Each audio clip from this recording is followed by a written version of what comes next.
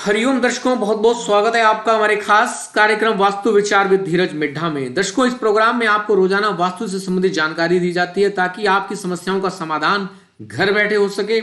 यह प्रोग्राम बिल्कुल निःशुल्क है। इस प्रोग्राम में आप अपना प्रश्न भी कर सकते हैं। यदि आपका कोई वास्तु से संबंधित कोई जिज्ञासा है, कोई शंका है, तो आप कमेंट के माध्यम से हमें सूचित कर सकते हैं। आने वाली वीडियोज में या फिर इसी लाइव प्रोग्राम में आपके प्रश्न को लेने का प्रयास किया जाएगा। दर्शकों, आज के टॉपिक को जान लेते हैं। आज का टॉपिक है नए घर के लिए 10 वास्तु सुझाव। यानी कि यदि आप कोई नया घर लेने जा रहे हैं या फिर कोई फ्लैट में एंट्रेंस कर रहे हैं, कोई गृह प्रवेश कर रहे हैं, और उससे भी पहले यदि आप चुनाव कर रहे हैं कि क्या आपको वास्तु के हिसाब से कैसा फ्लैट लेना चाहिए, तो आपके लिए यह वीडियो लाभदायक हो सकता है। कार्यक्रम को अंत तक देखिएगा, तभी आपको पूरी जानकारी मिल सकेगी। और मैं तो ये कहूंगा कि आपको रोजाना यह प्रोग्राम देखना चाहिए। धीरे धीरे करके आपको नॉलेज वास्तु की होनी शुरू हो जाएगी। दर्शकों, सबसे पहला जो पॉइंट है, अगर आप किसी घर का चुनाव कर रहे हैं, सबसे पहले आप यह देखें कि जिस घर का आप चुनाव कर रहे हैं वहां क्या सूर्यदेव का प्रकाश आता है या नहीं आता है। यदि सूर्यदेव का प्रकाश जिस घर में नहीं आता है, वहां पर बीमारियां अपना पांव पसारने लगती हैं, वहां पर नकारात्मक ऊर्जाएं उस घर को घेरने लगती हैं, ग्रसित करने लगती हैं, जिसके चलते उस घर में रहने वाले जो लोग हैं वह आक्रांत हो जाते हैं, पीड़ित हो जाते हैं, परेशान हो जाते हैं। सुख समृद्धि का वास वहां से हट जाता है, दूर हो जाता है। दर्शकों, सूर्यदेव का प्रकाश आना बहुत जरूरी है। चाहे कहीं से भी आए, कहीं से भी कोई भी खिड़की रोशनदान हो, वहां से सूर्यदेव का प्रकाश एक बार के लिए जरूर घर में आना चाहिए। और अगर जिन घरों में ऐसा नहीं होता है तो वहां पर वास्तु दोष बनने की संभावना बहुत अधिक हो जाती है। तो इसलिए सबसे पहले देखिए सूर्यदेव का वहां प्रकाश आता है या नहीं आता है। सूर्यदेव का प्रकाश आ गया, अपने आप में एक वास्तु दोष को नाश करने वाली एक औषधि है, ये समझ लीजिए।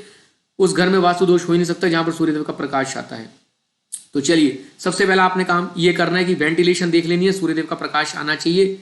अगर जिन घरों में प्रकाश नहीं आता है तो उन्हें कम से कम घर के अंदर एक बार पूरे दिन के अंदर, चाहे थोड़ी देर के सही, पूरे घर में प्रकाश जरूर करना चाहिए। कृत्रिम प्रकाश की व्यवस्था करनी चाहिए। कोई भी घर का कोई भी कमरा है, कोई भी कोना है, वह अंधकार में नहीं रहना चाहिए। दर्शकों, दूसरे पॉइंट की बात कर लेते हैं। आपने अपने घर का मेन एंट्रेंस देखना है। आपके घर का, क्योंकि फ्लैटों के अंदर आप नहीं देख सकते कि ये पूर्व मुखी है, उत्तर मुखी है, क्या है क्या नहीं है। फ्लैट्स हो, एनेक्सी हो, फ्लोर्स हो, बिल्डर, आपने अपने घर की एंट्रेंस देखनी है कि आपके घर का जो एंट्रेंस है वो आपका मुख्य द्वार माना जाएगा। वो कोशिश करें पूर्वाभिमुख हो तो बहुत अच्छा है, उत्तराभिमुख हो तो बहुत अच्छा है, और पश्चिम मुखी और दक्षिण मुखी घर भी शुभ रह जाते हैं यदि आपकी कुंडली के अंदर मंगल देव की स्थिति अच्छी है, शनिदेव की स्थिति अच्छी है। तो ये आप अपनी कुंडली दिखाकर भी चेक कर सकते हैं कि कौन सी दिशा आपके लिए शुभ रहेगी, किस दिशा के अंदर मेन गेट रखना आपके लिए शुभ रहेगा। तो आप अपने ज्योतिषी को वह अपनी कुंडली दिखाकर मंगल देव की स्थिति, शनिदेव की स्थिति जानकर वेस्ट और साउथ फेसिंग मकानों में भी आप रह सकते हैं। यानी कि अगर वहां पर मुख्य द्वार है तो आपको ध्यान रखना चाहिए। यदि किसी भी तरीके से आपको ऐसा नहीं हो पाता, आपके मन के मुताबिक आपको घर या फिर मेन एंट्रेंस नहीं मिल पाती, तो वहां पर आपको कोशिश करनी चाहिए, जो हमारे गणपति जी हैं उनकी 2 तस्वीरें आपस में पीठ से जुड़ी हुई वो लगानी चाहिए, ताकि एक दृष्टि आपकी घर के बाहर और एक घर के अंदर होनी चाहिए। ओम, स्वास्तिक, शुभ, लाभ, ऐसे जो मांगलिक चिन्ह है हमारे धर्मों में बताया गया, हमारे शास्त्रों में बताया गया, उनको आप अंकित कर सकते हैं, उनके स्टिकर्स लगा सकते हैं, या फिर केसर घोलकर, हल्दी घोलकर या सिंदूर घोलकर अपने घर के मुख्य द्वार के दोनों तरफ अंकित किए जा सकते हैं। इससे भी अगर कोई नकारात्मक ऊर्जा है तो वह वहीं पर रुक जाती है, आपके घर के अंदर प्रवेश नहीं करती है। तीसरा सबसे इंपॉर्टेंट जो पॉइंट है वह आता है कि घर का जो मास्टर बेडरूम है।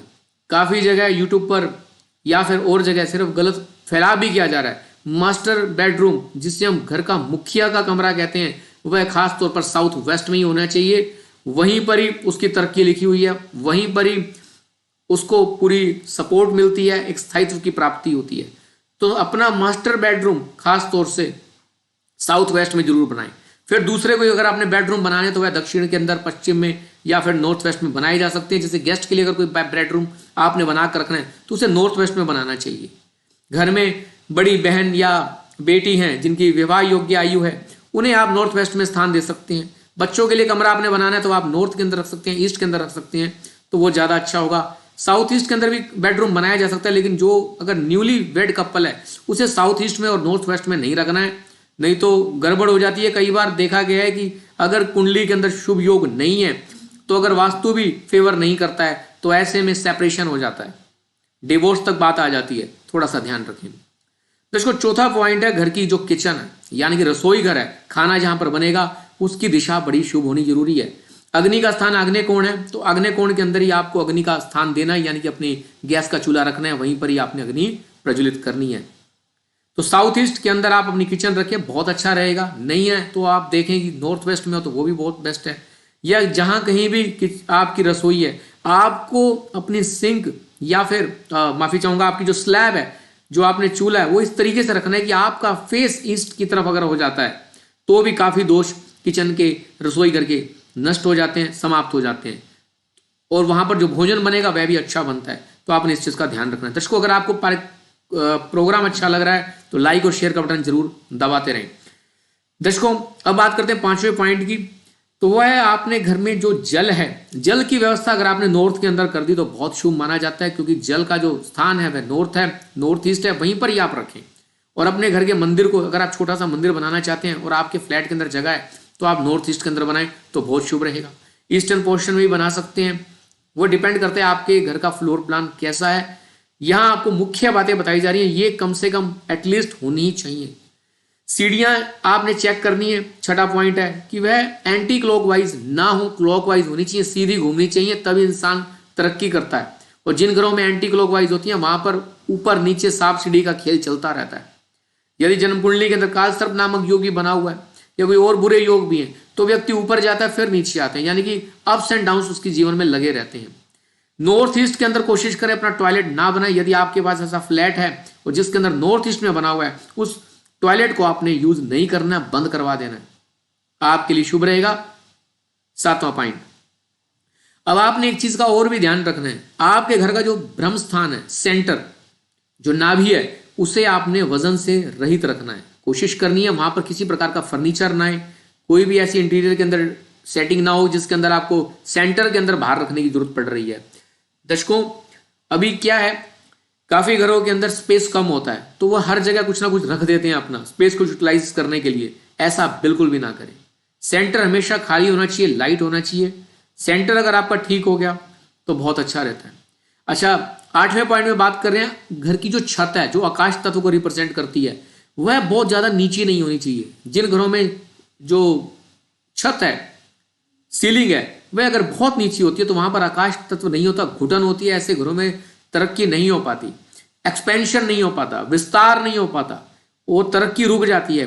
काफी लोगों की कंप्लेंट आती है कि हमारे जब से हमने नए घर में शिफ्ट किया हमारी तरक्की रुक गई है। कारण ये भी पाया गया कि जो छत है वो ज्यादा नीची होती है, तो एक स्टैंडर्ड साइज जरूर होना चाहिए, वहां पर इजिली मूवमेंट हो सके हवा का, तो ये आपने ध्यान रखना है। दर्शकों एक पॉइंट और भी बताना चाहेंगे आपको, नौवां पॉइंट है कि आपने अपने घर के अंदर कभी भी नकारात्मक बातें नहीं करनी है, नेगेटिव बातें नहीं करनी है, क्योंकि हमेशा तथास्तु तथास्तु निकलता रहता है वास्तु पुरुष के मुख से। वहां के जो वास्तु है, वास्तुदेव, वहां से हमेशा तथास्तु तथास्तु यानी कि वही होगा वही हो।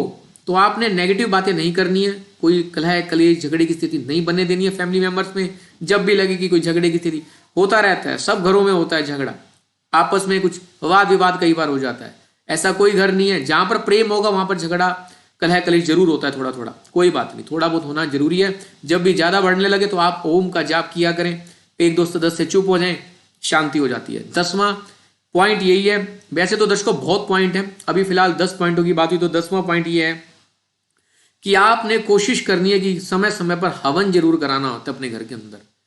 हवन शुद्धि होती रहेगी, घर की शुद्धि होती रहेगी, सकारात्मक ऊर्जाएं आपकी आती रहेंगी, नकारात्मक ऊर्जाओं का पलायन होता रहेगा।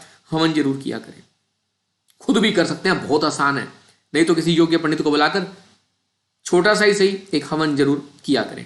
दर्शकों आशा करते हैं आपको यह जानकारी पसंद आई होगी, अच्छी लगी है तो शेयर और लाइक का बटन जरूर दबाइएगा। इससे हमारे को टॉनिक मिलता है और आपके लिए रोजाना कुछ ना कुछ ऐसी जानकारी लाने का प्रयास किया जाता है जो आपके लिए शुभ रहे, जो जिसको प्रयोग करके आप आगे जीवन में बढ़ सकें।